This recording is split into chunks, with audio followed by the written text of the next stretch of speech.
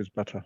All right, Okay, hey everybody, welcome to the Domain Social for October 23rd, 2020. My name is Arif Mirza, and the rest of us are all here welcoming you for next time. If you're watching us on YouTube now, you can join us by subscribing at thedomainsocial.com, where shortly before airtime, I will send out an email to everybody who's subscribed. You will get the Zoom link and password to join us. And again, you go to thedomainsocial.com and subscribe there. For the socials, we have Twitter, we have LinkedIn, we have Facebook, we have everything else. All the info is right there on the screen. I won't bore you with all that. And on that note, for our agenda, I open the doors at 3 o'clock. We give some time for people to enter. We talk about random stuff off topic. Around 3:15, I'll start with this intro and the pre-intro with all the rules and stuff. Recording will start.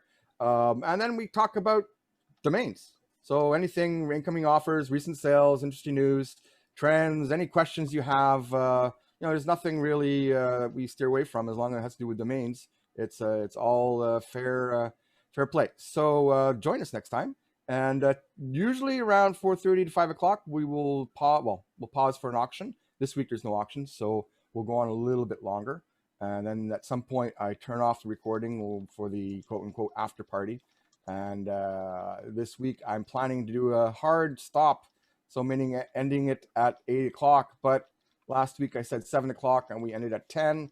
And the week before, I said 8 o'clock, and we ended at 1 a.m. Eastern time. So we have a lot of fun. We talk domains, and sometimes by 1 o'clock, we're talking about other things, but it's all fun. So feel free to join us next time. And that's it. There's no auctions today, so I will stop the sharing and turn things over to everybody here. Everybody have a good week. Absolutely. Not all at the same time. Yeah. Anybody have any good domain stories? Anything happen to them this week? Anybody have a sale or anything crazy happen? I've got some internet industry stuff for later after we do domains. Okay. Same here, actually. I was going to talk about ICANN, but I think let's talk about what's going on with the group here first. Okay. Yeah, I had a sale, quick sale last night on FD and smartsensors.ca. So. It's a nice domain. Smart Sensors? Smart Sensor. Very nice. How long were you in negotiations for? No negotiations, just strict buy it now. He bought it. Even better. Well done, David. Good name. I hope you got a worthy price. $1,500 is, I priced the sell. I originally had 20,000, but I just wanted to get rid of it and get some quick cash. So that's what I did. Okay. But Great. I thought it would fetch more. It's a Ding, very ding, good ding, name. ding. Ring the bell, baby. Ring the bell. When did you change the price on that? Well, that's a $20,000 price on Afternic, but on the landing page, changed it maybe a month ago to 1,500. Yeah, very somebody nice. from Australia decided to buy it. Well, congratulations. Yeah, no, it's Congrats. Thanks. 1 month since change of price. That's that's definitely the buyer got Great a sale. steal. Great sale. Yeah, buyer got a steal on that one. Hey, who's imitating Jason's voice? What was the name? Smart You got Sensor. hacked. You're hacked. Smart Sensor. If that's So what you has mean. it did you go through escrow or No PayPal. Oh really? Okay. PayPal. So You're you have a confidence courageous guy. you have confidence that there won't be any issues with PayPal? No problem. They paid right away. I deposited the money and I sent them the EPP codes for the tracking information. Nice. So with PayPal, I heard, I'm not sure, maybe somebody who can jump in. I heard they've changed it so that the transactions are a little bit more secure for domainers. So basically, that the buyer can no longer. I heard that too, but I don't know. Yeah, I heard it. Yeah. What I was interested in was Epic are no longer doing PayPal, or PayPal's no longer doing Epic. I went to renew domain names last night, and all of a sudden, when I went to pay for them through my PayPal account, it was gone. Sort of thing, which I was quite shocked about. Sort of thing, and obviously, it'd be great to find out a wee bit more what's happening with regards to PayPal and Epic. What the problem is. You know, anybody else know anything more about it? I don't know. I'm trying to think. Last time I paid something at Epic with PayPal, it wasn't long ago, but it wasn't like in the last couple of days. It was maybe within a couple of weeks. Hey, Tommy, they put Hello, Jason. Rob Davis put something on the website about it. They I don't want to get into it, but yeah, it's something nasty, big ugliness drama. And there is if you go to, I don't remember the exact address, but it's on the Epic website with a bit of an explanation. And I don't know that they're going to be able to get anything resolved about it or not, but that's where they are right now. They are not able to take PayPal at Epic for the moment. Jason, Yeah, I it's just all over Twitter. It's all over Twitter and social media. But Rob Davis commented on it. You can find it anywhere. Okay. Yeah. I don't know. I didn't really see it on Twitter that much, but yeah, I do recall it being there. Like I said, a couple of us just posted the link. It's epic.com/PayPal. Okay. Yeah. Thanks for that. PayPal does offer some extra protection for domain sellers. There's an article on domain name wire in August, which I'm putting here into the. Oh, cool. Yeah, that's what I was trying to ask about in terms of because I know they were talking about changing it because obviously with digital products, there's no tangible sort of proof of shipping, right? And PayPal in the past, like I've heard of buyers sort of claiming, oh, well, they didn't get the domain or whatever it is, and PayPal doesn't get into that. If basically PayPal in the past, how it was that if a buyer complained about anything to do with the transaction, they would just reverse it. So as a domain owner, you would owe PayPal whatever the money is, even without much proof. But again, I think that's changed. So you said it was in August, Laith? Yeah, the article is in August, and that's a good idea. Whoever sold that domain to put the EPP code through the, as the tracking number for the PayPal transaction. That might give you another layer of protection. Yeah, I mean, when you're doing something in PayPal, it's always a good idea to put the domain name in the comments too, just because otherwise, sometimes I've seen some people send money and they don't put anything in the comments, so it's like you try to go back and figure out what it was for, and you have no idea, even a month or two later, sometimes some of us forget. But, well, I have, Arif, I have heard, I'm kind of involved on the fringes of the sports card breaking industry. And a lot of times they use PayPal and they request friends and family, but I hear that it is an easy way to get your PayPal account yanked. Yeah. If you have people putting in details about purchases in the comments when they are using friends and family. Yeah. So I don't know that you want to, recommend that wholeheartedly. Obviously, if it's a transaction and you're not using friends and family and you're paying the appropriate PayPal fees, you want to document it properly. But if you're trying to get under the radar and save your 2% or 3.5% or whatever it is, and you're putting details, in friends and family comments, you could put your PayPal account at risk, and that nobody wants that because it's I don't use. I mean, yeah, you save money, but in theory, you're going against their terms and service, and for all kinds of reasons, it's not a good idea to sort of fraud PayPal, even if it's the problem is that I guess a lot of us here consider each other friends, so even with auction domains, just stick with the regular PayPal. You'll keep yourself out of trouble in terms of taxation and PayPal and. There's always little things we can do to save money, but trying to skirt terms and services just doesn't help us as an industry to better our reputation. But but congratulations. I'll chime in as an almost exclusive PayPal user. Knock wood and everything. That for me, it's all about the relationship with the buyer. And normally if I have them on a good thread or a phone call, I'll say something like, I'm probably taking more risk than you, and I wouldn't do this if you were in a Tanzanian internet cafe or something, or South Ukraine or something, but if you want, we can do it via PayPal or something that kind of qualifies that I'm only doing because I have their contact information and those type of things. And and I think even when I talk to someone on the phone, I still want to have the email trail to to track it and everything. But I don't leave any money in my PayPal because, and this is obviously nowhere near the scale of Epic, but they are very unilaterally in the issues I've ever had with them, where it's, we decided this, there's no appeal, there's no response, goodbye, done. Try to find a phone number, good luck, and I just think that's the biggest risk I see is just no recourse, no relationship, no nothing, and that's tough, you know what I mean? Yeah. It's funny you say that, because whenever I've had even a mid 3 figures in my PayPal balance, that's usually when I get ahead of my renewals. I'll go spend that money and make sure it's like out of that account, because PayPal. Now, if they charge back, I've had a chargeback. Funny, Jason mentioned sports cards. I had a chargeback for $3,500 for a baseball card I sold, and they will go to your alternate payment and grab the money. You know what I mean? And so, and that was at least goods. But here's my question for everybody.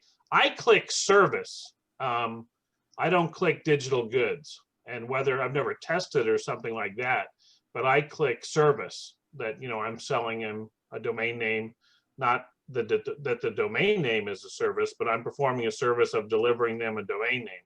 I don't know if anyone has any feedback on that. I never noticed there was this different setting. Paige, are there any monetary limits on what you'll do through PayPal with regard to a domain name sale? Nope. Okay. Thank you. But yeah, no. I've done above 5 figures. Wow. Wow. Okay. All right. Is there a difference in the fees, Paige, for those 2 options you were talking about? That's a good question. I've never looked. No, there isn't. Yeah. No. It makes too much money. Yeah, because I think with digital goods, they might not be talking to me. They might be talking like stuff like that aren't unique, like maybe ebooks or something like that, where you could sell many. It's not like if somebody. Well, the other thing that stinks about PayPal is they're so stinking PayPal-y, and they always show everything net. You know what I mean? They always show everything net. So you do your history, it's all net. Then you download it to QuickBooks and you do your sales for the year, and you're like, what's my #1 expense? Bank service charges, $27,000 or something. And that's not even the worst of it. Like at least you're in the States. I'm in Canada. So I'm trying to figure out, at one point they switched my account to Canadian dollars. So someone would pay me in USD. It would come to my account in Canadian dollars. And then if I would want to use that money to pay for renewals, obviously it's USD for Epic or GoDaddy. Yeah, but you only have to pay 80%. You only have to pay 80% of it with that exchange rate. Yeah, exactly. So it's like a double whammy, and it's like 4% each way. All of a sudden, I've lost like 8%. Like, no, I mean, I'm terrible, because like to sell a name for $2,000 today, the $60 or the $53 or whatever, I'd rather get the money. You know what I mean? But then you look at the end of the year and it's like, 17.5. But I also use the debit card to cut the fees in half, where if I spend the money to do my renewals on the debit card, then I get a credit at the beginning of each month for up to half of the fees that I paid. Or it's about that. It's like 0.75% or 0.75 of 1 or 3/4 of 1% that I get back. And so that eases the pain a little bit. All right. Yeah, this segment's sponsored by American Express, or I don't know. Whatever it is. Anyhow. But you think about, we always complain though, the good things that PayPal did this year, and again, it costs money, but for that 1% fee, but it's capped at $10, you can move money to your ATM instantly. So if I sell a name for $2,500, I can move it to my ATM card for $10 and get it to my bank. And now Venmo and Zelle, you guys ever heard of Zelle? Zelly? Or Zelly, is that how you say it? Am I saying it wrong? Yeah, but I think that's the way it's pronounced. Zelle. Yeah, but it's kind of a way to send between Wells Fargo, Chase, and big banks instant ACH with no fee. And I was surprised that something like that didn't gain some traction in the domain space on B2B transactions, like name pros deals or things like that, because it's kind of nice to go bank account to bank account. It's kind of like Venmo, I guess, but it's run actually by the consortium of banks, and it's kind of their Bitcoin killer, because if you can send no fee instant ACH, yeah, it's not Bitcoin, but you also don't have to deal with cryptocurrency and all that junk, you know what I mean? And you can move money pretty quick. And I'll stop. Yeah. Bob, are you there? Saw Bob before you had Bob Hawks. He was asking, does anybody here have any alternatives? I'm there. Sorry, I just had my mic muted. Yeah, no problem. What was your question? No, I was just wondering what some of the alternatives to PayPal were. Not like looking for kind of cryptocurrency and stuff, but are there things that work much like PayPal?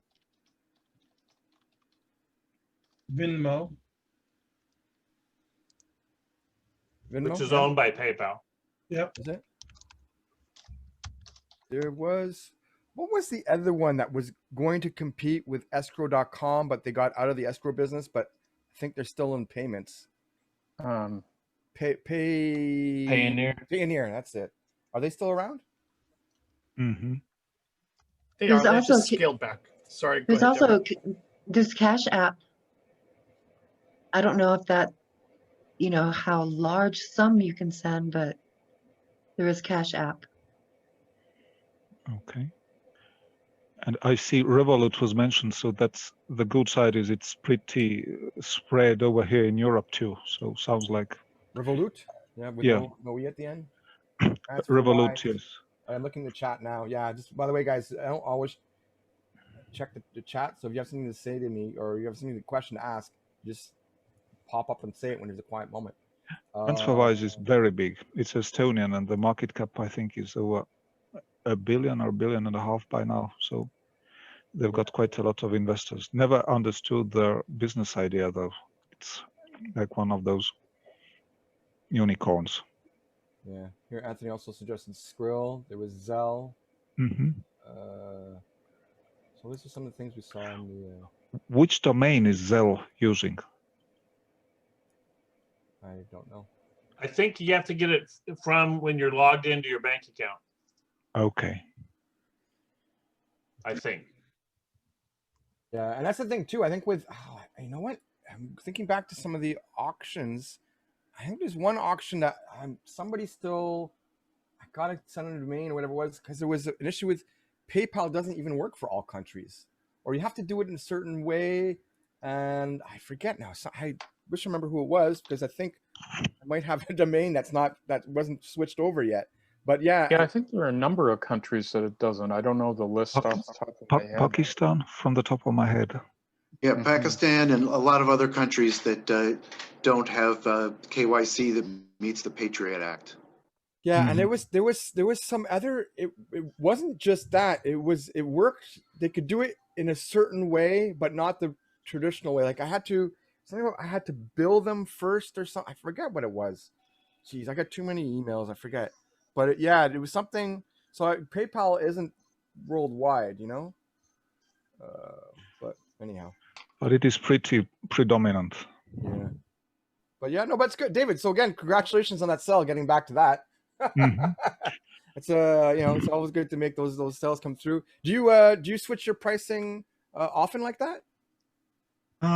Actually, what I decided to do a couple months ago was just reprice 100 domains at a lower price point just to get some cash flow going. And if I could sell 100 domains at $1,500 each, that'll meet my goals for the year. Mm-hmm. Well, yeah. Out of how many domains? Over 1,000. Yeah, that would be very good. That would be very good. But I think the key is to sell one domain, you have to reprice 100, or you'll know here in the next 6 months how many you have to reprice to be able to get 10 sales. That would probably be your goal, wouldn't it? Well, I look at the domain and I look at the market and the search volume, and then I look at GoDaddy's valuation, and I say, okay, I know there's some demand for this domain, but they're not going to actually pay $20,000 for it. So let's just be realistic and, just push it out the door at something realistic. So if I can have good cash flow and then have other domains reserved for the big dollars, then I'm good. Yeah, it's funny because it's not that it's not realistic to get 20K for a domain like that. It's that I always see it. There's two pricing models, right? Well, there's multiple, but I mean, on the grand scale of things, for your typical brandable, or 2-word domain that means something, there's two pricing models. The first pricing model is the guy, the pre-startup, the guy who has a dream, who has a few drinks, he wants to register a credit card. And also in that group would also be the small mom and pop businesses that they have one store, but there's nobody's going to spend 5 figures for these domains in that category, or very, very few people. And so, but there's a lot more of those people than of the other category, which is like the 5-figure category, or high 4-figure into 5 figures, which is more of the international brand, or the chains, or the larger scale business that could afford absorbing a 5-figure acquisition price, and so there's, when you look at your domains, it's like, well, who's your buyer? Like, I mean, if your only buyer is like those big corporations, well then, yeah, your chances of selling are low, but price it at a high amount, because if they're going to buy it, they're going to pay for it. But on the other end, if your typical, high probability of selling it is a mom and pop business, or that guy with a dream who's had a few too many drinks that night, got home and I want to register the name for that, and then you want it to be the typical under 5,000 can fit it on their credit card, while before he wakes up the next morning, so it's just you got to figure out which domain is for what. But yeah, I'm seeing that a little bit more now. So my next phase of repricing my domains, I'm going to keep that a lot more in mind. I don't know, you guys have that sort of same line where you sort of have those two different tiers, but there's certainly a lot of art to it. It's not a science. Yeah. And which is why I would push back a little bit. There's some people who say, well, we ought to be able to objectively value the names. It's like, yes, you can objectively value them as very valuable, not so valuable, and why did you register this in the first place? But actually put it into a specific amount, that's so much going to be up to the buyer and seller. And you do need to keep cash flow going to pay for those never-ending and overwhelming, sometimes some months renewals. So you have to sell some. And I think I adopt a little bit of a bifurcated approach. I've got some names I wouldn't sell for less than a whole lot of money, and then others that I would be very flexible on just to move them. And I think that if you have a lot of names, that you almost have to do that. I think if you don't have just the dozen or 2 dozen 1-word domain names, which is certainly not my portfolio.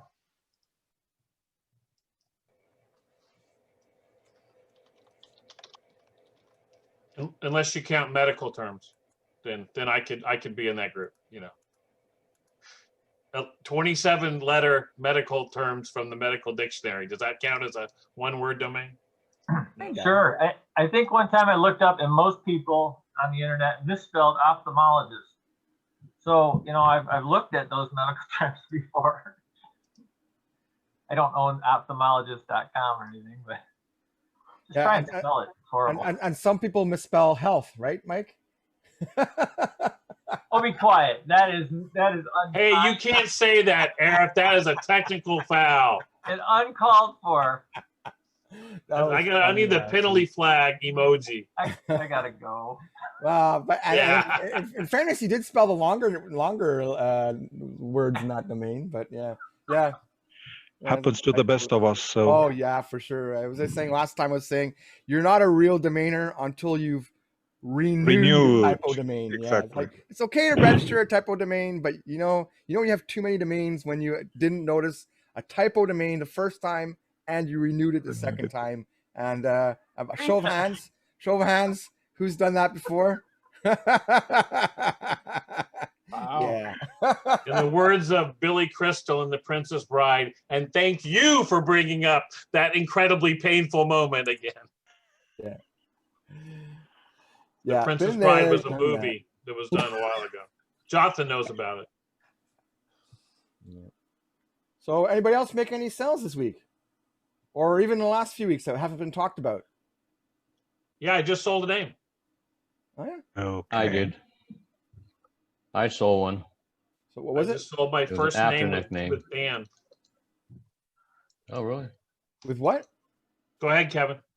Kevin, yeah, go ahead, Kevin. What do you got? I just sold one on an Afternic. I'm waiting to get paid on it and everything. Oh, okay. They tried, but hey, I got a question. On Afternic paying you, do you have to fill out your W-2 form every sale? I don't think so. They say update your payment details periodically. That orange box shows up, and you're not changing anything. And yeah. I had a sale that, like, I don't know, a couple months ago, and they said it wasn't going through. So I checked, and the W-2 was not filled out. So I filled out the W-2 again, and then I had one last week, and they tried to pay me yesterday, and it said I had a problem. So I went and checked, and the W-2 wasn't filled out. So it's like, do they keep just adding a new one every time, or what? Anybody know? That's not quite the problem I had, but I've had some. They just don't seem to keep it or something. I don't know, but I've had to fill it out twice so far, and it's already been filled out from previous sales. So yeah, my last sale, I had the same sort of thing, and I didn't change anything.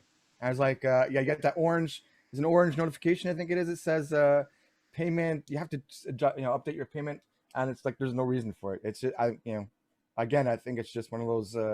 It's GoDaddy, right? It's just not working as intended. And, well, it feels like you have to do it every time. It feels like you have to do it every time. Does anybody know of any reason why it would be?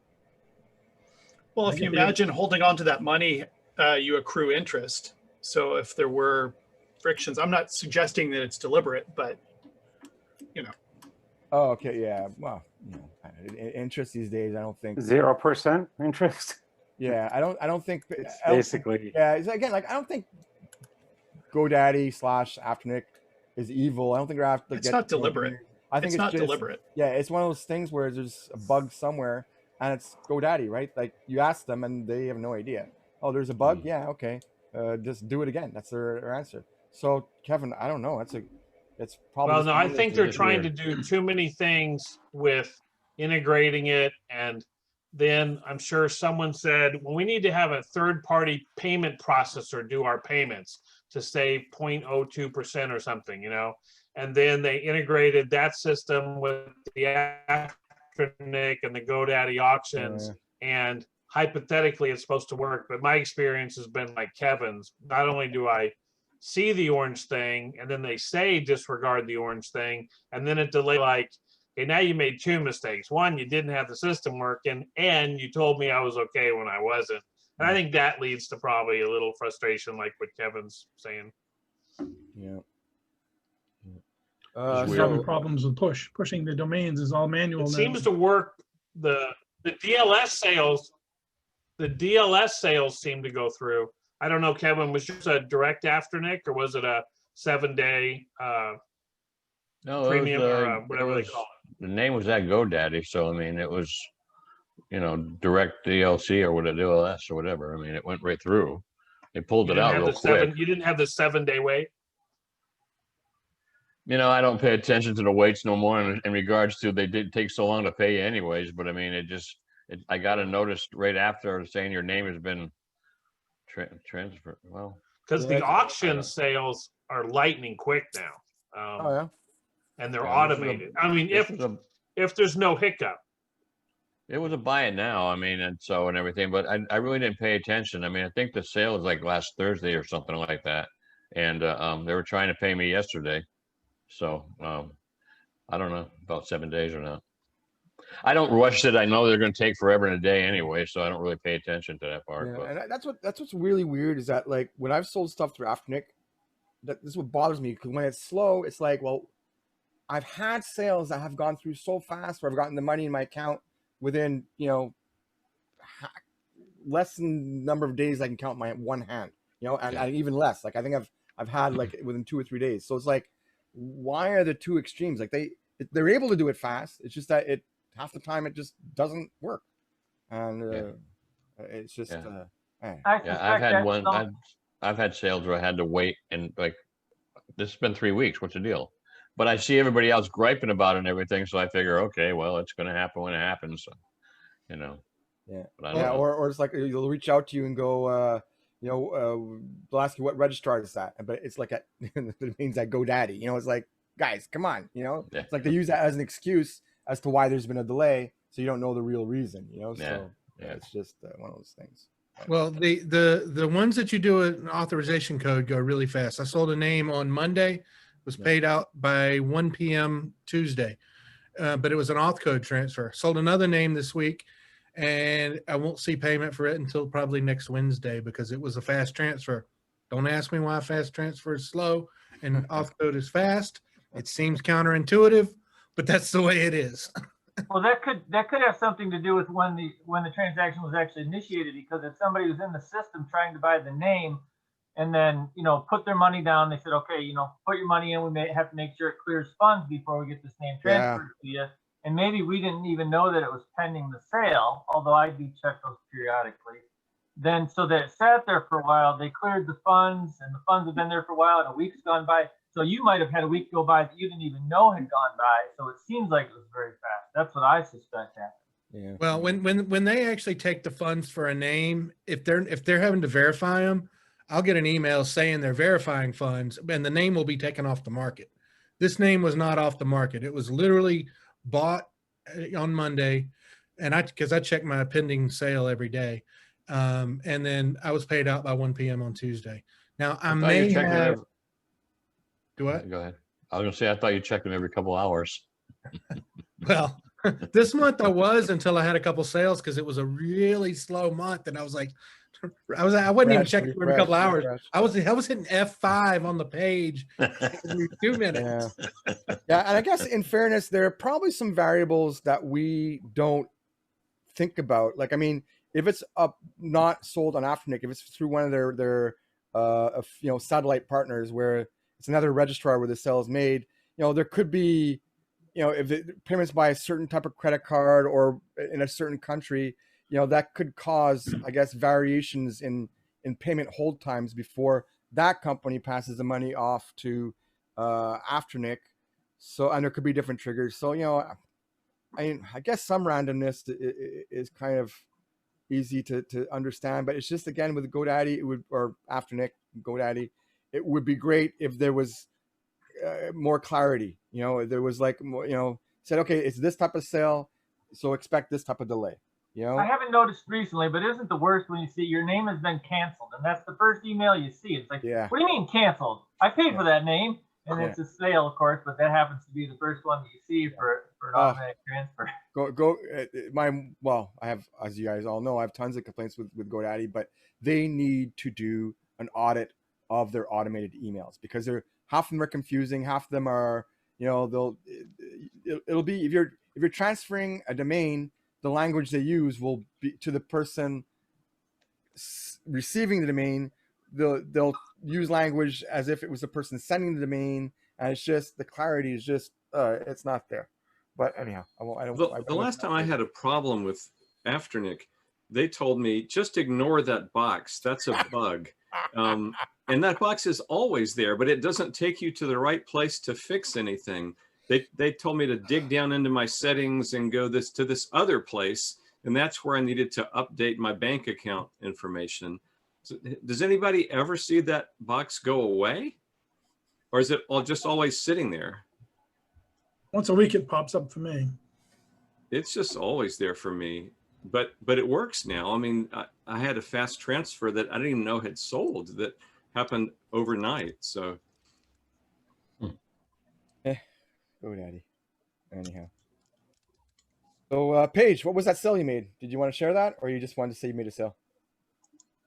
Yeah, I don't want to share it only because, I mean, literally, I just got the message 11 minutes ago. Closed. But I had moved about 3,500 names to Dan, and hadn't had a sale yet. So I was kind of bummed. When did you make that move? Over the last 4 to 5 3 weeks. years. Okay. Yeah. So, I mean, at least with Uniregistry, I would get the inquiries and this, that, and the other, and you had a sense of, you know, contact, you know, which I knew it going in that would be it. But, and then I thought I would have some payment sales maybe, where, you know, the whole idea was they made it easy to get on board at $100 or, you know, $200. And so I was almost like any domainer, we always fear success. So it's like, well, what if I sell everything at $70 a month? It's gonna take me years to get the money. And, you know, and that didn't happen. So then I was like a thirsty man in the desert going, just anything from Dan. McFly, does the system work? McFly. And so it was nice to get, now I know what it looks like to have an instant buy it now sale from Dan. So then I was thinking it was even though it was $2,500, I'm thinking, oh, it's probably payments, $100 over 2 years. So, but then I got the third email that said buy it now. So I'm still not for sure that it's going to be that. For all I know, I'm going to get an email in an hour that says your buyer selected the monthly payment option. Here's your $86.50 or whatever. Yeah. But anyway, at least it's nice to have one. So yeah, I guess that payment plan thing is a bit of a drag at the beginning, but I guess once you get a few of them, they add up, those monthly payments. That's what I'm hoping. Yeah, when they start cutting into that monthly mortgage or monthly whatever, you know, payments you have, it's got to feel good. Mortgage cuts into our money. It gives us extra money to buy new domain names. We'll pay the mortgage some other way. Yeah, renewals. Yeah, sorry. My bad. I'm sorry. I apologize on behalf of everybody here. All money is related to buying new names, right? Gotta feed the beast. Yeah, there you go, Dominic. You got to feed the beast. Feed the beast. I've only sold a few on a payment plan. One of the times was to a guy in Canada, and he sent me 12 post-dated checks. Oh. I could deposit one every month, and it was in Canadian funds. And it actually worked out well for me because the exchange rate went in my favor. Oh, yeah, nice. It was a 5,000 sale. It was several years ago. Yeah, there was a time, I think it was early 2000s, where the Canadian dollar was actually above the US dollar for a couple of years, I think it was. I know I was buying domains at the time. That was really nice, because now it's like the Canadian dollar is like, you know, hovers around 75 cents, 75 cents US for $1 Canadian. So yeah, when you're renewing stuff, it hurts. Like I renew stuff in groups of 5 domains, so it's $42 and something cents US, but it ends up being like $60 Canadian. It's like, ouch, you know. So I bought a name from Dan today on payments. So one of you guys, I don't know if you can tell who the buyer is, but someone's gonna get a thing that said they sold a name on payments today. Was it me? Was it me? But I see Finn wrote in here about Landers, move buy it now names from Sadu, whether to go with Dan, Bodis, Epic, Dynadot. So that's definitely, I may almost do 2 hours at the next domain show on that with a brief summary of each company, and then have 3 or 4 domain investors come on where they can openly talk about comparing the benefits of each company. You know what I mean? And really say what's a domain owner to do these days between the ones you Epic, Dan, Parking, FD, Dynadot, something with the GoDaddy logo, Uniregistry, make your own. There's a lot of options. Are people able to who aren't already registered at Uniregistry, are they still able to register there and add landers, or has GoDaddy kind of closed that off now for new people? Is it just grandfathered? Anybody know? I never heard that they closed it. You mean Uniregistry Market, the parking? Yeah, I mean, it was just to add stuff there, you know, because you don't need to have your domains registered at Uniregistry to be sold there, right? I tried to find that because it sounded like something I would want to try. I could not find anywhere in the interface where to do that. I gave up trying. It's tricky. So I think if you go to enter the marketplace from a drop down where your name is in the upper right hand corner, you can go to their marketplace and see the domains you have listed on their marketplace. Because I default to their marketplace because of their brokers also. And I don't have any names. Well, I have two .cn domains that are still at Uniregistry. Mine are at Epic, but I still have their landing pages. But I think, Jason, what Leonard talked about there is there's a difference between logging into your account and then going to Marketplace and going in as a customer and clicking Market, which means they think you want to buy domains at the market, Right. and you're looking for manage my domains. And so it is tricky to get in the right part of the back end. Leonard, it sounds like you just set your settings to go to a link that you know has what you want. Yeah. Yeah. Okay. It's not intuitive. All right. Well, I found the thing that says enter the market, which I hadn't seen before. I had to go to like 2 extra links to get to there. I can see that, but I will bump around some more and see if I can figure it out, because it sounds like it might not be gone. I may have given up too easy. Yeah. Yeah. Hey, Jason. Hey, Paige, I just took the dive into the experiment. So I just switched my whole portfolio at Dan over to the Bodis integration. So you're still at Dan, but you click the Bodis. Yeah.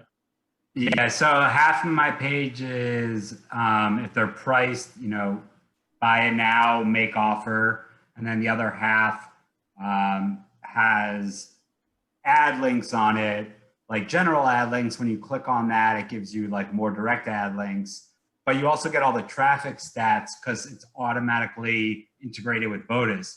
So it's pretty cool on that front. So I'm giving it a try. We'll see it for 3-6 months, what happens. Do you get those messages each night saying your names have been added and approved at Bodis? So it's almost like you add them all, and then as they get a click, they must like instantly apply to have them be accepted at the parking company and then say they're accepted. Is that what you're thinking?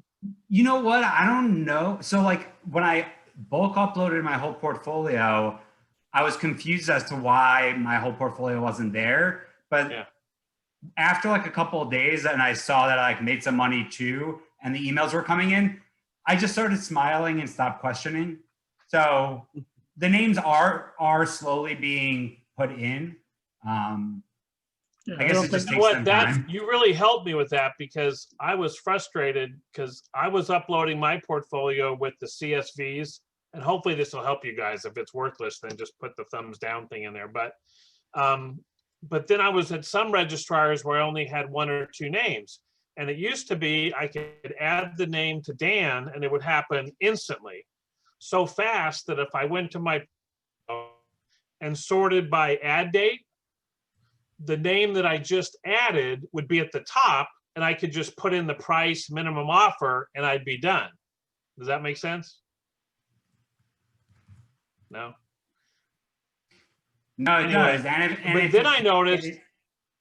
And if you can't get it into Dan, you can like put them a note in their comment box and they'll do it all for you like almost immediately. But what was happening was I was adding names, and then I was going and they weren't showing up. And I was like, oh, they probably got a database, whatever. But I think, Jason, your comment really helped me, because I think what's happening is I'm adding them, and then they're doing the Bodis approval process, and then not really putting it in my portfolio potentially until they get the nod from the Bodis company, and then it shows up later. Whereas I got used to, on little ones, they were going in right away. So that's helpful. Yeah, they must. I mean, I'm not that familiar with them, and I'm not that familiar with parking companies, but I'm assuming that that's something what it is, because they must have some type of stricter verification process if they're going to be paying you parking revenue. So they want to, make sure that you do in fact own the domains. So I guess it takes them a little bit longer. Like there's some delay. So Paige, I was stepped out of the room, but I think you're talking about like the Dan Bodis thing. So if you're, so there's a config in the integration, I forget which side it's on, where you can say only send once traffic arrives. So if you've got a name that doesn't get any hit, then it doesn't get submitted. And the first time it hits, it gets submitted. Yeah. And I remember seeing that somewhere. I do remember seeing that somewhere. That's that what that way, lag if is. I'm doing the bullet, what I call like the bullet ad, where I just want to add it and then be able to price it right away, I can maybe avoid the lag. Jonathan, man, that's money. Your money, Jonathan. Your money. Yeah. Right there. Well, I'm checking on it right now. Where Y'all are so nice. I'm just glad to be here. You know. Yeah, Leonard, you had a good point there. What were you saying? There was some malware that was with Botus. I don't want to say, I didn't want to say that on the recorded part. Oh, okay.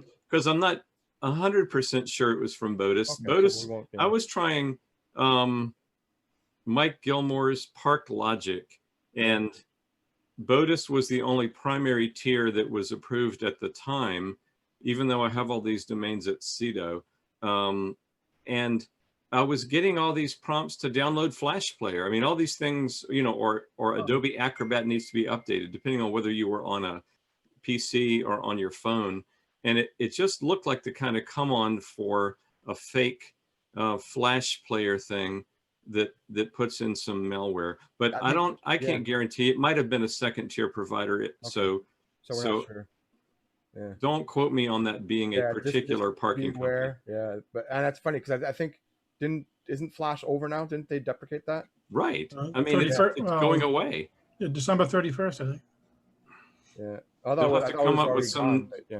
They'll come up with some new pitch to get you to click on a link. So the problem you had, Paige, and Jason had, I had the same problem loading directly into Botus, where days later I'd get the notification that you've been approved such and such a domain name, even loading it directly into Botus. So. That's when I first heard that they did the integration. I went to Botus and I set up Botus parking with Dan integration for the for sale links, not realizing that that's not what they introduced. What they introduced was you don't ever have to go to Botus except to open an account and get your number. And by the way, good luck finding your number, right? No, I'm on the same page as both of you too. So I don't know who spoke before, but yeah, Dominic. So agreed with you, and I completely agreed with Paige. I thought I was gonna have to set everything up on the Botus end also. I didn't realize how simple it was. But I also I started doing this maybe over like a week ago, and my portfolio has like a little over 600 domains, and as of now, Botus is only picking up around 400. So they're like, it's still slowly going in. Yeah, but it could be what Jonathan said, which makes sense in that no domain, your domains that don't get traffic won't go until they get at least one hit. Yeah, does anyone know where that was? I'm looking for that. Oh. But we can move on if this is. Yeah, I don't think it's clicks. I think it's impressions. If you get an impression, I think they approve it. Well, a lot of mine don't have to. It's like the first trigger would be approve and then show the ad. It would be like one shot probably. Right. And it probably saves them a lot of overhead because, like, I'm guessing, you know, I don't know what the stats are, but there's probably a lot of domains out there that get zero traffic, right? Yeah, because I have a lot of domains. Whatever. For me, what it is at this point. Yeah. Yeah. But anyhow, yeah, parking. So you guys you're gonna get your 50 cents at the end of the month. They pay better than GoDaddy. We're gonna try and work around, figure out what's going on, 10 hours of work, and get your check for $3 or whatever it is in parking. Hopefully it's more than that. But hey, RF, I've made I put all my stuff at Park Logic in September. Yeah. And the last 32 days, which is just one of the default things you can check, it's made me 350. So really on 5,000 domains or not? I got about 4,300 in there. 43. Wait! In 30 days, you made 350. Yeah. Nice. 350,000. That's actually nice. But that's 350 that you were making zero before. And that's absolutely. That's absolutely correct. Is that that's pretty 42? That's 42 hand reg names. Yeah. Unless it dinged a sale. Page values everything in hand regs. Yeah. Jason, you just found $4,200 a year. Now wait a minute. Okay, and that's good. I'm not going to try to be too negative Nelly here, but if if that costs you a sale or two, though, Yeah. it depends on how the landing pages are. You really have to bring that into consideration. Definitely. No, I definitely, this is an experiment. Very true. And what I'm planning to do is, take the ones that are, after probably, I want to say about 90 days, take the ones that aren't getting traffic or hits, that aren't generating income, and move those back to, straight landers. But thing is, they're all still listed in Afternic. At least half my sales come through Afternic. So I'm not going to miss those sales because these are getting parked. And then, I do have the link. And so that's going to cut down some. But honestly, I mean, at $4,200 a year, I mean, Paige looks at things in the terms of new names. I look at them in terms of renewals. So, yeah, that's true. That's a lot of renewals. And so if I can, here's the thing, what's crazy is the names that are earning the best are not names that I would charge a lot for. So the price on them just went up. Right. And, if I have to, if a name pays for itself, in other words, like I can't remember the numbers, like 82 cents a month or something. Yeah. Then I'm absolutely leaving that parked. And if it's, then I'll decide on the other ones, because that in effect, I can keep that forever at zero cost. And if the sell-through rate drops a little bit because of it, I'm net zero because I'm not paying for it on a yearly basis because it's paying for itself. Yeah, except for that, the whole reason of having it is to sell it. So depending on the distraction level, like how do you guys actually find the landers? Mike's comment is spot on. We just don't know the answer. Yeah. Because all we have is anecdotal. Do I feel like I'm getting as many inquiries from the Dan Landers as from the little thing across the top? Yeah. Do I feel like it? You know what I mean? And we're not efficient enough to know, to be able to say too many variables. Yeah. And the reason the way I look at it is I look at like I'm selling my house. On one hand, am I just talking about the quality of my for sale sign? I have a wood for sale sign in my front yard, or do I have a banner, or, is it just the aesthetics of the for sale sign, or does it have more to do with the buyer's experience in wanting to buy my name, which is what Dan will say, and FD and the other companies that talk about the work they put into their templates, you know what I mean? That it's more engaging, or would the same person have bought it anyway? And I think that's our biggest challenge over the next couple of years is to try to understand that. Yeah, that might be true, because we might be finicking about what the lander and blah, blah, blah. But in the end, like, a good portion of our sales are because the person wanted that domain, right? So yeah, in the end, whether what you said, whether it was plastic sign or a wooden sign, the buyer who wants your domain, if they're coming to your domain to buy the domain, they're gonna figure it out, I guess. But unless it's a very impulse purchase, and then it should be really but even then, like I could see the lander being a factor on like brandable websites, because a lot of people going to brandable websites, they don't have a domain in their head when they're going there. But for your own personal landers, I'm thinking it's more they're going for the domain, because if they're typing it in, that means they've already narrowed down their search to, yours is theoretically at the top or near the top of their list. So I don't know. But Jason, just getting back to the parking, of all those domain of the amount you're making, how polarized is that? Like, are you making 90% of the money from like 5 domains, or is it spread out pretty wide? It's it's pretty polarized. I mean, like over the past 30 days, there's 2, 4, 6, 8. There's 9 of them that have earned over $10. So that's a lot of the that's a pretty big portion for 9 names. Are any of them making like significantly more than that? Well, I've got one that's made me $32 in 30 days. Okay. I mean, I'll take $1 a day on something that cost me $853 a year all day long. Yeah. So and then there's some of them that earn pennies, and those I don't even consider not liquidating if I would liquidate them. Yeah. But like I said, if it's in that 75-80 cent range, and I think it's going to hold up. It's not something just super topical that probably got a bunch of hits this week, because it was trending on Twitter, then I'll probably just keep it because, you know, the portion of my overall portfolio that I'll wind up keeping because they're paying for themselves is minuscule. You know, it'll probably be, you know, 50, maybe 100 names at most that I hang on to only because they pay for themselves. So, I mean, I get what you're saying. We're in it to sell names. And I think Paige is spot on about, do we know that parking names reduces sales? Or do we feel that? And I know that a lot of people's opinions vary. This is an experiment for me. If my sales tank, you know, for all of 2021 and everything's parked, then I'll be like, well, crap, I need to go back to Landers. But for now, I'm willing to take the money and see how it goes, because I don't even have my best name parked. I was earning almost $100 a month on a name that I have with a broker now that once it pointed at a contact form lander on his website. And so if I get that, you know, when I get that back in a month or whatever, no, you're going to sell it. Jason, your names are at Dan or your Park Logic, you said? Park Logic. And then Jason, you have your sales pages linked to Uniregistry or to Dan? My sales pages are linked. Well, the bulk of them are linked to Dan.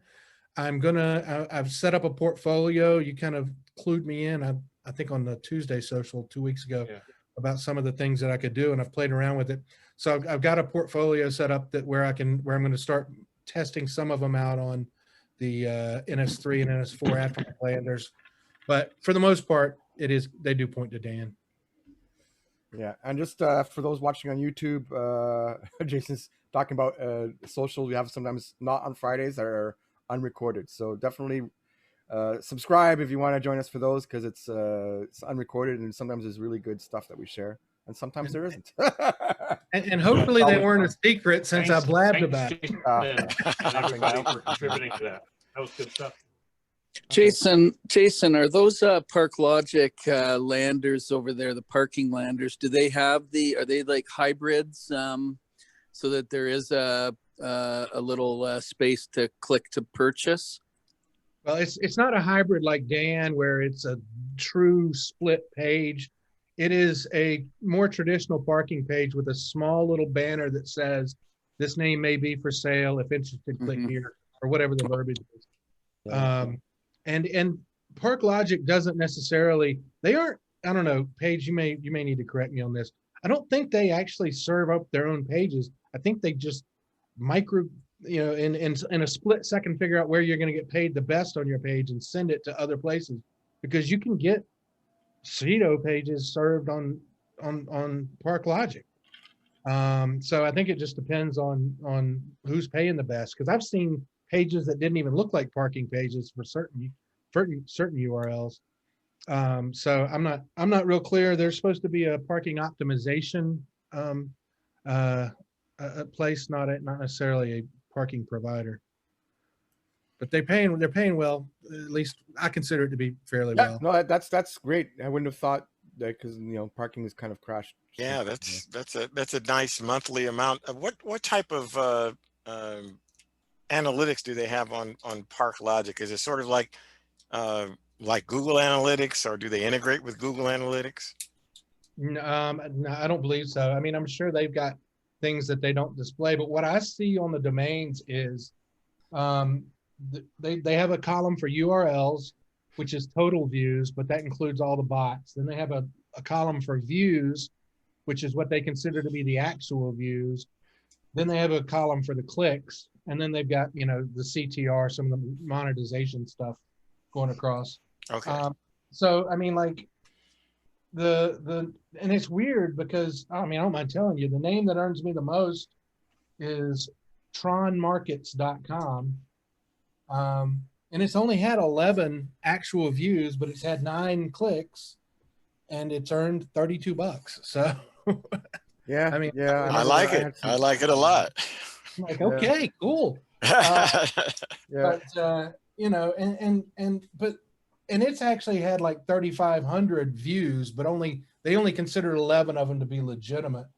And if I sort by views, I mean, I've got a name that has 3 million views in the last 30 days, and 13 of them were considered to be legitimate. So, I mean, clearly that's a name that was part of some kind of private. I can't remember what it's called, but the blog network or whatever, the PBN or whatever they call it. And spam links. Yeah. Huh. Yeah. No, I know. Thanks for that, Jason. Thank you. I think Epic also has the variable, like you could switch it to it varies with the parking provider. But yeah, so for parking, I mean, I used to have at one point before I was domainer, I was making 3 figures a month with a smaller number of domains, like a few hundred domains. But as when I started domaining in 2016, it kind of started to disappear. I think it probably disappeared before that, but I didn't really pay attention. But yeah, now I'm making out of my portfolio, I think I have like 40% of my domains at GoDaddy now, and like I can't remember last month I've made more than $100. You know what I mean? So it's to me it's not really a thing. But yeah, it's curious that we'll see if parking ever comes back. But so anybody else make any sales this week, or want to have any questions about what to do with an incoming offer? Or Joseph, is that a sale? Is that beer up because you made a sale? No, I wish. No, actually, you're like, yeah. Yeah. Well, actually, I mean, yeah, I had one. Succeed indeed. No, that's one that I made to the group. But no, actually, talking about parking, I had a question, and what I wanted to do is I wanted to park about, say, maybe 30 or 40 of my domain names at CEDO.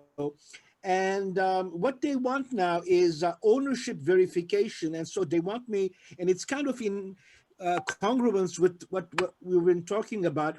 They want me to forward the DNS servers of the domains to set CEDO's DNS.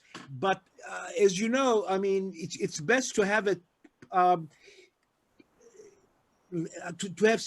have them listed at several, like Afternic, GoDaddy, CEDO, etc. But if I have them at CEDO, then I cannot have them listed at Dan or GoDaddy. Is there a way of going around that? Do you understand the question? Yeah, but yes, you can. The problem with that is that, in theory, if you sell in 2 marketplaces, you owe the 2 commissions, right? So that's always the thing, is that nowadays people don't really care. They list it everywhere. But in theory, if somebody triggers a buy it now at Afternic and then they click a buy it now at CEDO, well, then where does the sell go? In theory, you owe them each a commission because you had something listed on their platform that you were supposed to sell. And so if you're not able to take it down in time in between the 2, because sometimes it's the same person. They want to get at one place, they want to try to get somewhere else if they really want a domain, depending on the price. So Joseph. Yeah. Sorry, I was just going to say something. Oh, absolutely. Okay. Yeah. So if you confirm it with CEDO first, let them update the name servers, and then you can change the name servers back to your landers. That might do the trick. Yeah. When you list your name, or if you use your own DNS, CEDO will allow you to add a text file for verification. I mean, Dan, I think, asked you to add a name server for their purposes. I'm not sure what the differences are exactly, but I mean, you have other verification other verification methods as well. Yeah. So anybody know if you can bulk edit and GoDaddy bulk edit the TXT record? You would need to do a DNS profile, and then you can apply it to multiple domains at one time. Okay, I think you had mentioned that previously. Okay, yeah, I've got it's a big hairy mess. I'm trying to do the same thing with my portfolio. Is listed on CEDO and all these other aftermarket sites, trying to figure out the easiest and quickest way to do so. You can park on CEDO for a few days until they verify it, and the flag will disappear alongside the listing of your domain. Then once that's happened, you can change the name service to wherever, and CEDO will keep your verification. I've never had the same buyer buy on 2 platforms at the same time. I know that's a risk, but I think a buyer would have to be pretty stupid to want to pay twice for the same domain. Well, it could be a different buyer too. I mean, like you have cases where people don't keep their portfolio updated because it's not necessarily the easiest to do that across all platforms at all times, right? Yeah. Yeah, So and it could be also a domain that's like, it's all of a sudden something hits the news and the domain is hot and you have it priced, but it's also a question also sometimes where I've heard of it, again, like we're talking fractions of a percent, but I've heard of it actually happening where somebody bought a domain in one place and it took a while for the transaction to go through because it wasn't automated. And so the person bought it somewhere else, or also if the price is cheaper somewhere else, because sometimes people don't keep the same prices, right? So they'll get it at a place where it's cheaper, knowing full well that they don't have to pay for the domain at one of the 2 places because there's only one instance of a domain, right? So it sucks for the seller because in theory your agreement with these marketplaces is you will sell it through them, because it also looks bad for that marketplace if you don't sell it through them. If you renege on the sale because you sold it somewhere else, well, that looks really bad for that platform. They said, oh, well, the person already sold it. That buyer is not going to go back to that platform anymore. So I have a nerd comment here and something for people to consider. I think that it's good that there's an ability to tie to validate the ownership of a domain name. I think we end up, I think a lot of us, and I've seen it recently complained about, where there is remnants of portfolios sitting in different places, after something sells.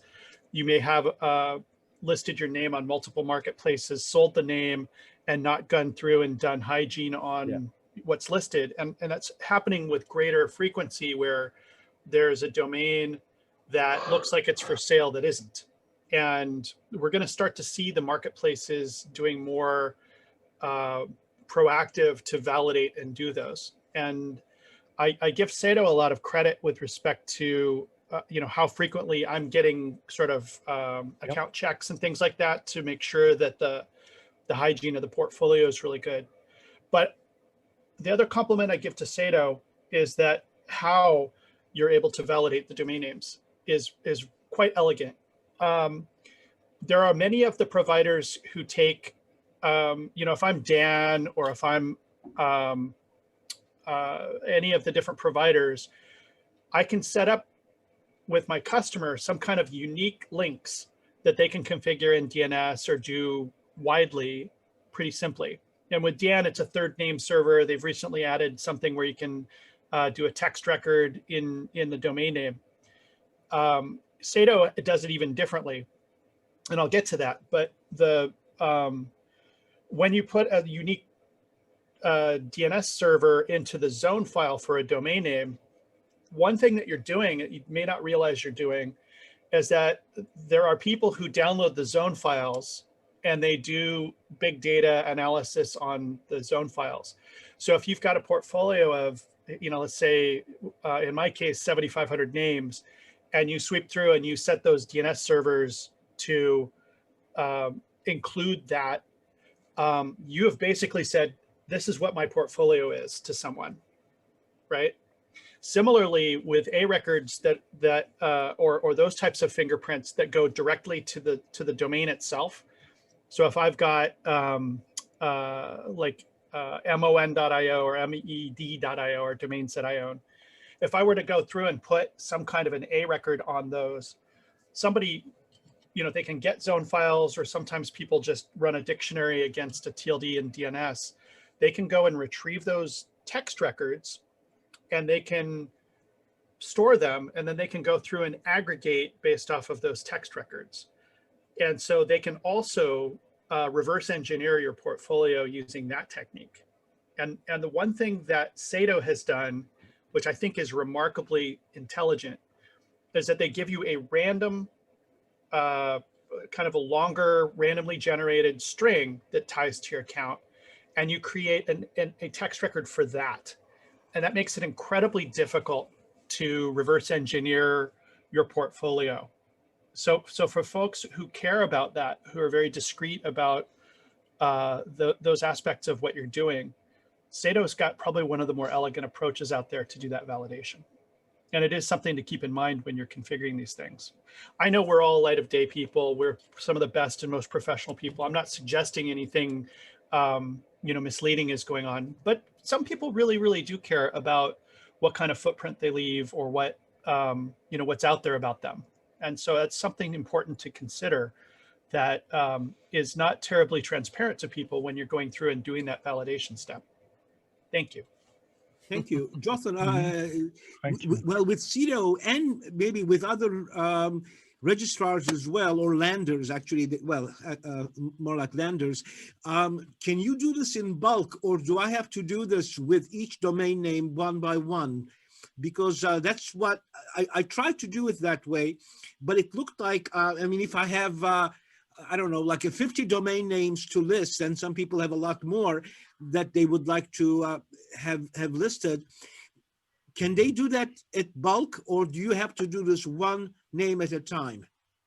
It's going to depend upon your registrar, and or if it's your registrar that's providing that DNS resolution services for you, or if you're working with maybe somewhere else where you've got your DNS and what they have surfaced to you. I saw in the chat, Rob mentioned that Epic's got some of this set up. I saw the comments that, GoDaddy has this. My registrar has an API that lets you just, blast through and do this really easy. But, mileage will vary. And sure. Okay, I will check into it. My registrar is GoDaddy with most of my names, and I will give this a try. I just have to face this now, and it would take quite a bit to do that one by one. But if I can do it in bulk, then it would help. Thanks a lot for you the can also ask your rep too. Maybe your rep can. Oftentimes when I complain about might take a while, my rep says, "Well, let me know, I'll do it." So if you have a rep, sometimes those mundane stuff, that's what they're there for. They might have other tools, or good idea, Arif. Thank you. I didn't think about that. Yeah. Has anybody had any luck verifying domain ownership with Sato using screenshots of those domains in my registrar account?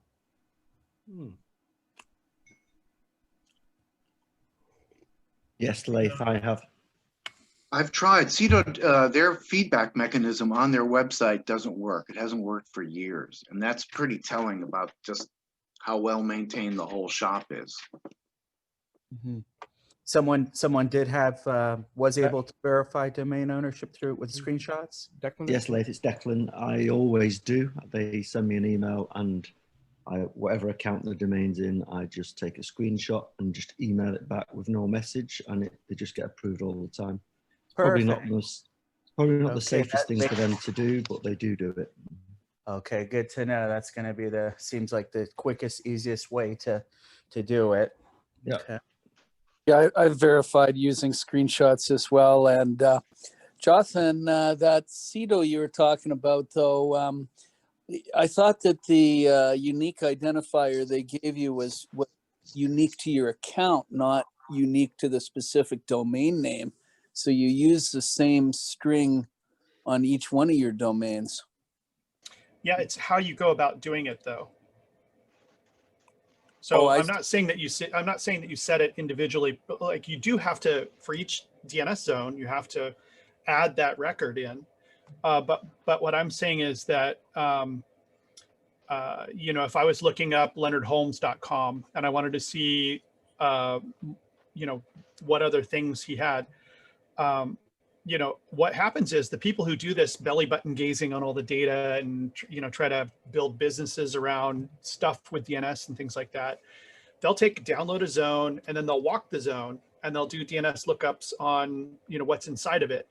And one of the things they do is look up the text records. Then they aggregate that into a database and have that. So if I saw the fingerprint from leonardholmes.com, sorry to pick on you, Leonard, but if I saw there's this particular text record that's it does say it's related to Sato in the record. Then if I find that associated with other domain names, then I'll know that that's those are also owned by the same person. And especially in light of the way that Whois behaves now with all the redaction, people are trying to do as much as they can to reconstruct ownership, create that connective tissue digitally, where they can. Now, why I said Sato is good is that that's not tied directly to leonardholmes.com. It'll be like gibberish random thing I could never come up with .leonardholmes.com. It would be a text record for that. They might make some assumptions about like, www and maybe, mail or other subdomains of leonardholmes.com, but there's just there's a lot of unlikelihood that they're going to come up with that specific thing and be able to make that connection across a portfolio of names. Whereas people who drop the text record right into the domain itself, that's providing quite a good trail for people to aggregate that information. Appreciate that clarification.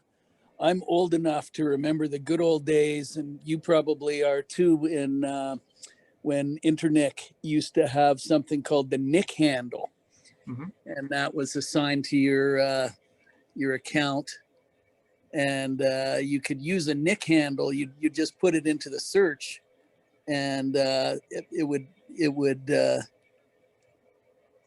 bring back all the domains that were associated with that Nick handle. And the Nick handle itself was exposed as part of the public Whois at that time. And so if you knew the name of a domain, you could get the Nick handle and then throw the Nick handle in, and back would come a list of a couple hundred domains, and they did get rid of that. You're totally right, Drew. Yeah. Now, people have figured out ways to, kind of connect things through Whois as well. But things are so different now. I mean, there was also, if you looked up the Whois, there was a giant disclaimer that they added to it that said, you can't use this, you can't save this, you can't touch this. MC Hammer wrote it for them. And it's like, people didn't really pay attention to that. They just would take and store it and do stuff with it. And that's the origins of a lot of the telemarketing and spam that you get nowadays, was just how, widely that went. And that was the origins of a lot of the privacy protection laws and redaction, are to help, reduce that sort of adverse effect of things. That, the Whois discussions and all the other information you might get from domains and contexts like that is really challenging. And I'm just coming off of 2 weeks of ICANN meetings where people are really fighting over that, but it's the same discussion: privacy versus the ability of people to, do enforcement and connection and stuff like that. And how do you solve that? I think world peace might be easier, right? Well, I think it's fairly easy to solve by way of consent. You have a public registry, and it's transparent, and anyone should be able to see the ownership of a name, and you shouldn't have to be law enforcement and all of this. I don't think. There should just be an easy mechanism, and when the person registers the name, they consent to having it revealed in Whois. Well, that goes to a higher level of should there be a right to privacy owning a domain or not? And there's the two arguments, right? It's like, it's very important in some cases, like forget domainers, right? But just for people who have websites, like think about people in countries where Arif, you can have a privacy shield. You have a proxy that the person signs up for, and so they're able to be contacted, and yet they can still you can still easily and readily contact the owner and verify ownership and all of that stuff. Because just imagine if this was like this in houses, in the housing market, and you go to buy a house, and well, wait a minute, you can't tell who owns the house. It's all hidden. Doesn't that lead to much greater fraud when anyone can say that they own a name?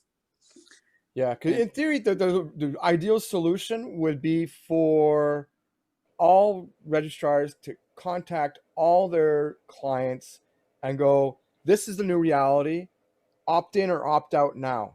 But the problem, I think, with well, what's it again, the European GDPR. GDPR. The problem with GDPR as it relates to domains is I've got it branded on my frickin' chest, unfortunately, at this point. too many acronyms in this business. But yeah, the problem with GDPR and how it applies to domains is that for 30 years, registrars didn't specifically ask their customers, or their European customers, but I guess more and more places, their customers, whether they wanted privacy or not. So because that question was never asked from the start, all these domains that were registered in the last 30 years are assumed to want privacy, which is like it's just a royal headache, because I think for myself and for a lot of people, they don't care. I actually prefer not to be private, so that people can reach out to me by email when they want to buy my domains. I've sold plenty of domains because of the Whois, directly through email. I've even had people text me. I got to stop you right there. I'm sorry to interrupt you, but I can tell you, I felt that way for a long time, and I put my Whois information in, and I'm not hiding. I don't do anything, bad. But what really cured me of that was registering a domain name, and then within about 8 hours, at least 12 to 20 accented calls offering me web services or development services or app writing services. That cured me really quick of really wanting my information out there. Yeah, I get those calls too, but it's part of the game to me. It's just one of those things. Like I have 3,000 domains, right? And yeah, I get the calls, but it's not necessarily every day. The emails, I get some emails, but in all fairness, like lately, the emails haven't been too bad. Like they'll be really horrible domains, but they'll be related to domains that I own. So it'll be like, if I have a 2-word domain, it'll be like, word1-word2.com. It's like, okay, well, at least they're not, it's not too bad. I in the ideal world, actually, would be to have a setting at the registrar level where when you register a domain, or when you gain it by auction or whatever it is, to have the default be it goes into privacy for a week, and then it automatically gets out of privacy after that first week. You know what I mean? Mm-hmm. Just so that first wave of, okay, it's a new creation, whichever bots are scraping that information, it's private, and it's like, okay, so don't get the information. But then after that week, it becomes public. And yeah, you could do it yourself manually, but we all know we're not going to do that, right? In no time you'll have the bots adjust to that, though. I think Frank's right. I want to say something. I think I tried to last week. Someone said on one of the socials that they were able to go into GoDaddy, click all their names, and take off the protective privacy that GoDaddy, out of their goodness of their heart, wanted to give us without asking. And yeah, that was me. Yeah. And so I went and tried to do it. And I started getting these error messages. This domain has a status that prohibits this. You know what I mean? And so it was not smooth and easy. And I've got a question into my rep to see how to basically say, what are you giving me for my own benefit? Well, and what is the default for what I'm getting? What the status is, and then what are my options? But and I don't know if anyone else has looked into that with GoDaddy. But last thing is, at NameBright, the names I get there are completely unprotected, and I do get probably 40 calls a day. So if you're wondering, I wonder if I should open up if I'm really going to get a bunch of calls. Yes, you will. And I'm just fortunate I have one of those things that tells me potential spam, and then my names are under Joe Domain. So even if I do answer it and they say Joe, I know it's not. But just getting back to your first question. You do get a lot of calls. Yeah. To handle the calls, I have a Google Voice number, and I get about 12 to 14 Google Voice calls per day. And now most of the calls are coming from a one-on-one domain account I have, not from GoDaddy or any other registrar. Anthony, did you do like a press one if you're a real person that wants to buy this name, or did you just say no one's going to call? The calls come in to my Gmail account, and I just delete them at a go. So it takes a while because there's so many of them. Okay. But if somebody was really like, "Hey, Anthony, I wanted to call you about one of the names you own. I'm interested in purchasing. Do you know that, or?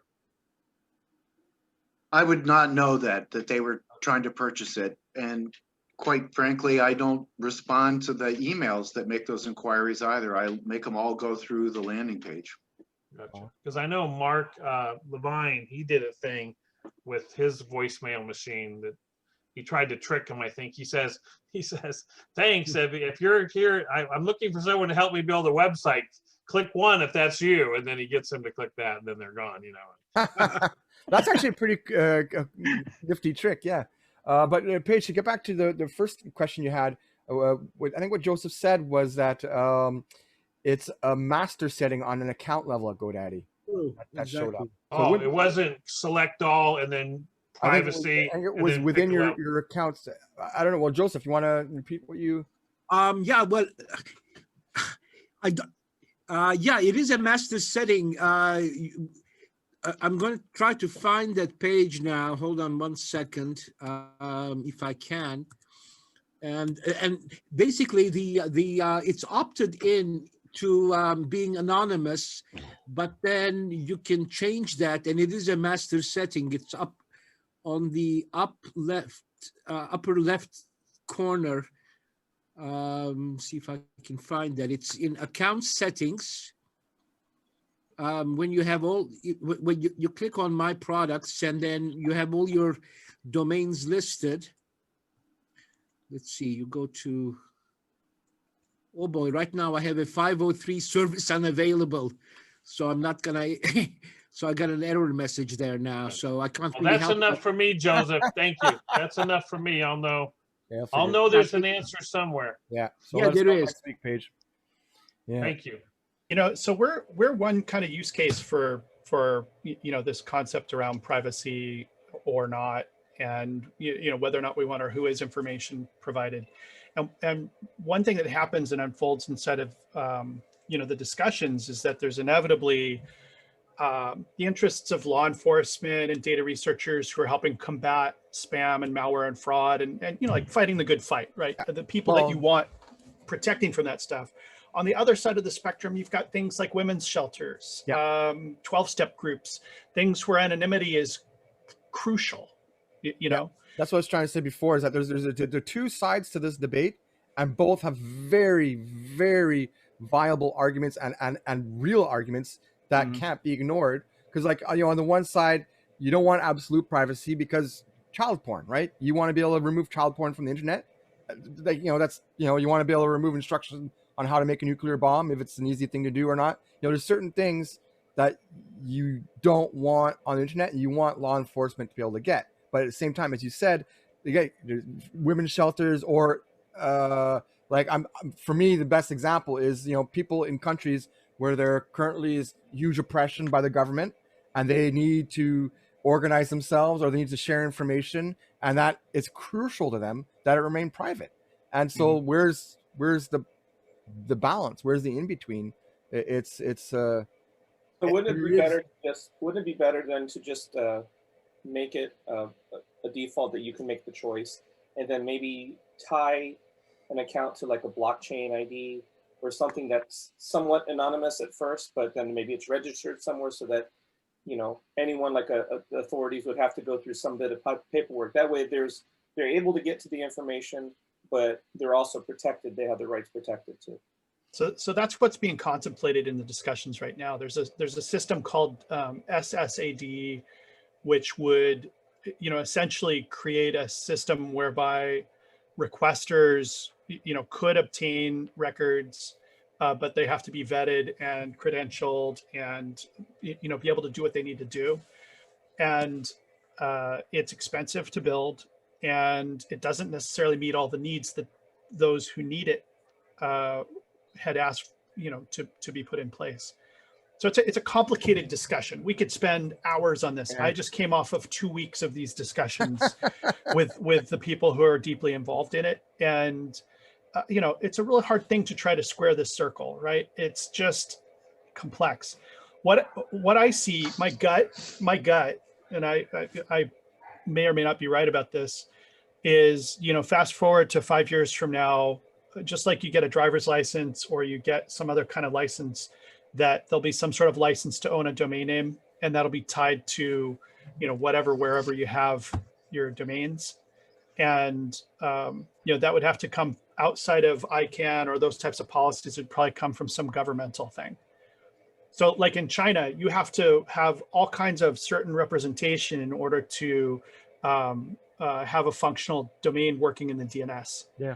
And, if you picture what that would look like to put in place for the United States or Canada or other geographic locations, it's quite burdensome, but it might solve some of these issues. It creates more accountability to the individual, and, give people, push that back into their positions. Registrars don't want to be policing this stuff. We make like pennies per name, most of us. Yeah. Every call we get about this stuff throws us back at least 10 years in, renewals, per thing. Yeah. So I think a delicate balance there, with regards to kind of the balance between mitigating chaos and introducing tyranny. So Jonathan, you know that I will defend the other end of the spectrum, which is the idea that decentralized is probably a better path than a centralized gatekeeper deciding who gets to play on the internet. But that's a long-term topic for ICANN to navigate. But I hope that there will be a meaningful cohort of ICANN loyalists that will hold the line to defend for that scenario to not occur anytime soon. Yeah, when people talk about decentralized, they picture a crowd of people with the fox masks on, like V for Vendetta. And it really, I think there are some benefits, Rob, to what you're describing. It's just hard to get so many people to sign up because they picture that mental image. Anyway, I fear that we are boring the living daylights out of people who want to talk about making money with domains. Yeah, Jothan, I think it's okay. I mean, I think it's something we all deal with, and the fact that there's no way to know what the current rules are is a failure of the governing bodies and the registrars, in my opinion. Because what if you had to explain to somebody what the current state of whois is? Could anyone do that without 27 caveats, applying global zip codes per registrar and the whole thing? And I guess the frustration I always had was the people that wanted, there was always this thought that someone had to know how to get a hold of the owner of the website in case it was doing something bad. And because of that, we let all these telemarketers through. You know what I mean? So it's like the one thing they didn't do was keep the people out that they should have kept out and let the people in. So that's the frustration I have as a consumer. And then as a domainer, my frustration is I just don't know what the rules are. I don't know if a name I have has whois, doesn't have whois. If I don't and I decide to protect it or to unprotect it, am I breaking the law in Belgium and someone's going to knock on my door and ask for $5,000? You know what I mean? And it's just, I mean, is there anywhere that would just say what the rules are? Yeah, Paige, in Belgium, the fine you have to pay is in waffles. Just so you know. and mayonnaise. Yeah, and mayonnaise. But yeah, so that's it. I mean, like GoDaddy, whois doesn't even exist anymore, right? It's RDAP. So has all registrars switched over to RDAP, or I don't even. We're in a hybrid phase right now. Whatever that means. So I mean, it basically means you're supposed to move over and have a certain window to do it, I'm guessing. Yeah, exactly. Well, actually, it's just called privacy protection now, and I was able to get onto there. All you do is that with GoDaddy, you go to My Domains, and then you click for all to be exposed, so the tick goes to all, and then you have an option: turn on privacy protection, which is the default, and then you click on turn off privacy protection, and then all of your domains then get their privacy protection turned off so that the whois information is available. And then if you, well, that's it. So that's as simple as that. Unless you get the error message that says these domain status prevents you from making this change. Hey, Paige, is that those domains that you're getting that message on, are you getting on all your domains or the ones that are either expired or close to expiration? Yes. Because I had a similar issue and Right. it turned out that it was because some of mine were expired. Yeah, right. That's when it's for the Awesome. when you lock your domains. That's exactly it. If there's any of your domains that you're trying to lock is beyond, I think it's 12 days expiration, or the status changes at some point, then that whole process doesn't go through. So if you do all your domains and one of them is no longer, I forget what the term is in their database. So what you need to do is turn them so that they're in order of expiration, and then select all, and then unclick the ones that are close to the I expiration. think as long as they're active, quote unquote active, I think that's the word they use, then it's okay. But if they're not, if they're expired more than, I think 6 or 12 days, there's different statuses, then it'll block. Like, I know if you want to lock the domains, that doesn't work. It's beyond a certain expiration point. So if you do your whole portfolio and even one, then it won't work. So yeah, I thought when Joseph was talking to account settings, it was like actually in the account settings, but it's a master thing. Well, I have because I asked my rep, and he told me this was regarding DNS changes, but he said that it was because they're both expired. The ones that I asked about. Yeah, So it's a lot of registrars there's stuff you can't access or can't change beyond expiration date. GoDaddy is actually pretty good. They let you do stuff, a lot of things until day 12, day 18, some things like day 30. So that's I complain a lot about GoDaddy, but on that front they're pretty generous with what you're able to do. But locking and unlocking your domain is one thing you can't do beyond, and it's not even true. You can't do in bulk. You can do them one by one. Yeah, so exactly. You can unlock your domains one by one, but it can't be part of a bulk transaction. I'm guessing this privacy setting, it probably goes through the same algorithm, and so it has the same check for some reason. If one of them is expired beyond a certain date, the bulk switch of status won't work. If that makes sense to you guys. But anyhow, yeah. So I think Jotham's right. Anybody want to talk about specific domains, or what are you guys buying these days? What kind of domains are you guys all targeting?